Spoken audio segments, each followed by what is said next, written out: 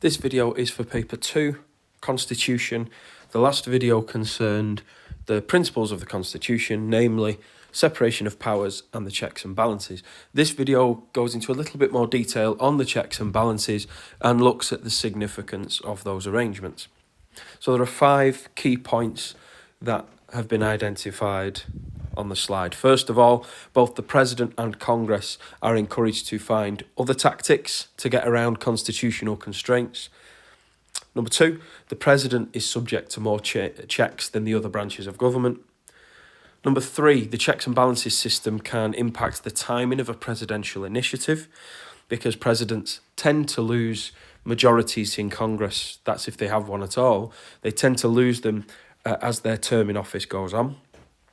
Number 4, the US system often results in gridlock, particularly when we're in a political climate in the United States like the one today, where parties are not willing to work in a bipartisan way. They're not willing to work together. So when America is characterised by partisanship, we quite often get gridlock.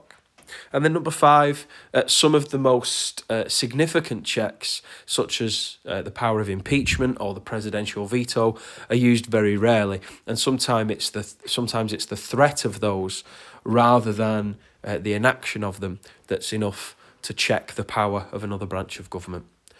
So let's go through each of those points one by one. Okay, so first of all, presidents and Congress are encouraged to use other tactics to get around the constraints. Famously for presidents, this is the executive order. Executive orders are not subject to the same level of scrutiny when it comes to creating that legislation. However, they can be deemed unconstitutional by the courts. And that's what we saw in the era of President Trump. The so-called Muslim ban was struck down in the courts and deemed unconstitutional. But an executive order is a way for a president to enact policy without it going through the usual scrutiny of the legislature. Now, of the 2 graphs that you can see there, we can see that Donald Trump, in his first 100 days, enacted 32 executive orders. And when you look at the presidents that immediately came before him, Obama, Bush and Clinton, you can see there were significantly more executive orders in the early days of Trump's term. That suggests that executive orders are becoming more popular. However, when you look at the second graph, you will see that the use of executive orders really began to explode at the end of the 19th and beginning of the 20th century. We can see the first president to enact over 100 executive orders is Teddy Roosevelt. The president that's used the most ever is FDR, his cousin Franklin Delano Roosevelt. You've got to remember, though, that those 307 executive orders came over a long time span because FDR was the last president who was not subject to the 22nd Amendment, and so he served more than the 2-term limit that presidents are limited to today. The last president to enact over 100 executive orders is President Truman. You can see there with 117. And the general trend has actually been that executive orders have become less popular with time. That's not stopped presidents using it when they see fit. Joe Biden in 2021 passed an executive order that would enact pay rises in certain level of jobs, particularly those working in the executive and roles in the armed forces. So executive orders are a good way for a president to get around the usual legislative process, particularly when a president knows that Congress may be not in support of the measure. Okay, the second thing is that it is clear to us that the president is subject to the most checks of all 3 branches of government. And that shouldn't surprise us because the Founding Fathers were particularly keen to limit the power and influence of the executive. Remember that the Founding Fathers were basing a political system that was seen to be a radical change from that of the British, where there was, in theory, an all-powerful executive in the form of the monarchy. And so the intentions of the Founding Fathers was to significantly impact and limit the role of the president. Now, the role of the president has evolved into something that most likely the Founding Fathers never envisaged. And quite often people speak of the imperial president, a president that has become far more powerful than the founding fathers ever intended. You can see the Time magazine cover using that metaphor of the imperial president, where Trump is looking at himself dressed in a regal manner. However, we've also seen individuals referred to as an imperiled president, presidents that struggle to get anything of note done in their time in office. People started to talk about the imperiled president in the time of Gerald Ford after the resignation of Richard Nixon, when public faith and trust in politicians was significantly low. And so, even though the president, in theory, is the most checked power of government, it really depends on the context. Certain presidents can be said to have been more powerful and more influential than others. And now we come to the timing of presidential initiatives. And we're going to use the example of Obamacare, which was one of President Obama's first intentions when coming to office. Obamacare became law in 2010, 2 years into President Obama's first term, when he enjoyed Democratic majorities in Congress.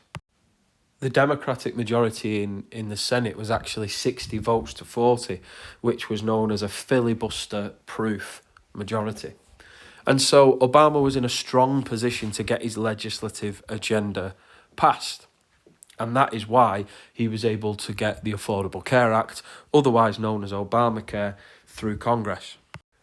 In 2010, the Democrats held on to the Senate in the midterm elections with a reduced majority, so they lost seats but still had a majority in the Senate, but the Republicans won control of the House. And actually, President Obama is in that situation with a Republican-controlled House and a Democratic-controlled Senate until the second round of midterms in 2014. And in those final 2 years, Obama faces what we call divided government, because the Republican Party had control of both the House and the Senate in Obama's final 2 years. So we can see why a significant and controversial legislative agenda like Obamacare is far more likely to pass for Barack Obama in the first 2 years of his presidency, when he enjoys a majority in both houses from the same party, than in the last 2 years of his presidency, when he was facing a Republican-controlled House and Senate. Following on from that third point about presidents having to time their proposals tactically because of divided government, we can often get gridlock. And gridlock is when either the two houses of Congress are from different parties, or the president and the Congress are from different parties. Now, some Americans are supportive of gridlock historically. James Madison, one of the founding fathers, was particularly keen that the president and Congress would not work in step together. And because his idea was that Congress would not be a servant of the executive, but would be on an equal footing. And that equal footing will show itself in Congress's ability to frustrate the president's actions when necessary.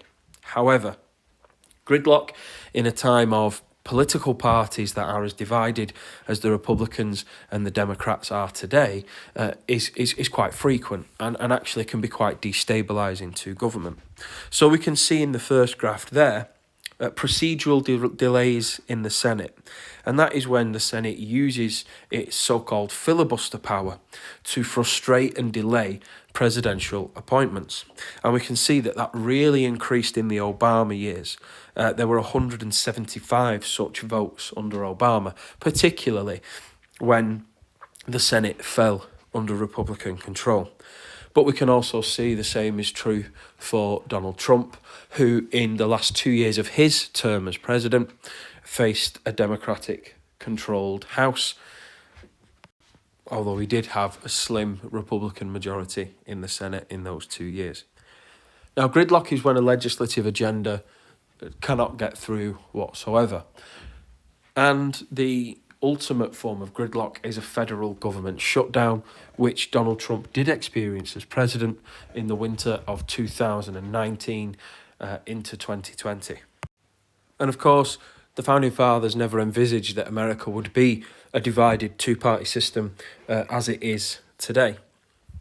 And so what can happen is that the Senate can invoke a law, a rule that it has always had, which is that of the filibuster, which allows the Senate an unlimited amount of time to debate an issue. The only way to end that is a cloture vote, which needs 60 votes of senators to end that unlimited filibuster. And with the divisions in Congress so thin, that is unlikely to happen.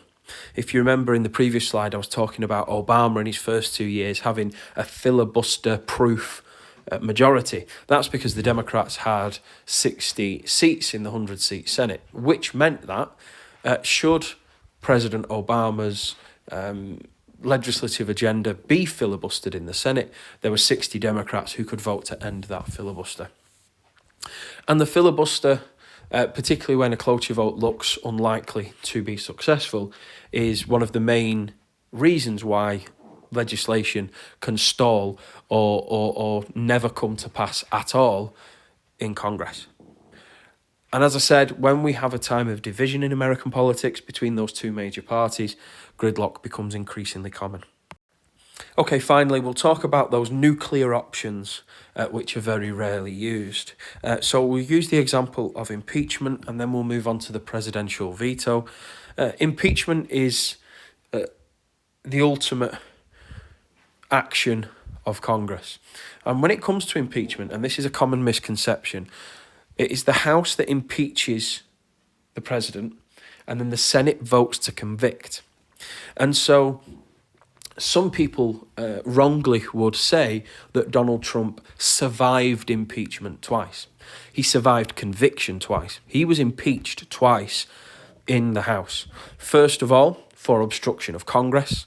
You may remember there was a phone call between President Trump and President Vladimir Zelensky, who in 2019, he was suggesting that in this phone call, which Donald Trump went on to call a perfectly fine phone call, Donald Trump was suggesting that Ukraine would be rewarded if they were to investigate the business dealings of Joe Biden's son, Hunter, in Ukraine. And at that time, Biden was running against Trump to be president of the United States in the 2020 election. The House voted to impeach Donald Trump for that phone call, for suggesting that Ukraine may be able to benefit from that investigation. But he was also impeached in the House on obstruction of Congress and frustrating that investigation from taking place.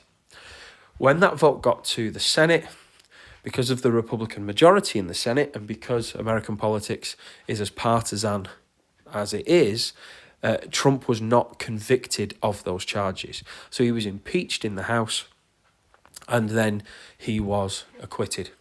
The second Trump impeachment was, of course, linked to January the 6th, 2021, when Donald Trump gave a speech near the Washington Monument where he told his supporters to fight like hell.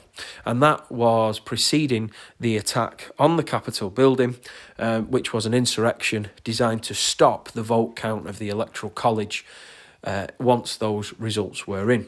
So you most likely know that Donald Trump contested the result of the election, claimed mass elector fraud. None of those claims have been proven in a court of law. In fact, on dozens of occasions, American courts have found those claims to be false. But the House impeached Donald Trump for a second time in 2021 in his final days as president for incitement to insurrection. Essentially, the House voted to say that Donald Trump incited the crowd on that day to try and overthrow American democracy. Once again, the Senate voted to acquit Donald Trump. So that's a very long way of me saying that impeachment process is rare. It's incredibly rare to see a president impeached twice. Donald Trump is the only person who can claim that honour. We could go back to Richard Nixon, who, when he was facing an impeachment process for lying about the Watergate scandal, in which members of the Republican Party were secretly recording members of the Democratic National Committee, because he was found to have lied to the American people, he was facing an impeachment process. Rather than face that process, Nixon chose to resign. And then finally, this is less rare than impeachment process, but the presidential veto is becoming increasingly rare. And that's a surprise to us, because it's a surprise to me, because in this slide I've been describing how we live in a time of partisanship in American politics and increasing division. You might expect that a president would be more likely to veto acts of Congress when we face divided government. However, you can see there that the president with the most vetoes in recent memory is President Reagan, who was president from 1980 to 1988, or rather 81 to 89. He was elected in 80 and 84. But you can see there that the presidential veto is being used less and less. We can see a steady decline in the use of the veto. And quite often that is for two reasons. One, it doesn't tend to reflect well on the president, because the president is seen to be frustrating the American people. And when we've got a modern day America where the House and now the Senate are directly elected, it can be seen as one man, the president, frustrating the representatives of the American people. So it doesn't necessarily reflect well on the president. However, there is another reason why the veto might be less likely to be used, and that is because on occasions where Congress might be able to override the presidential veto. Now, you need a 2/3 majority in both houses, so you would almost certainly need both parties to work together, which is increasingly rare in modern-day American politics. However, the embarrassment of a president who vetoes a bill only for it to be overridden is quite significant. And so for those two reasons, the threat of a veto, or the reality surrounding whether it would be practical, can limit how often it is actually used.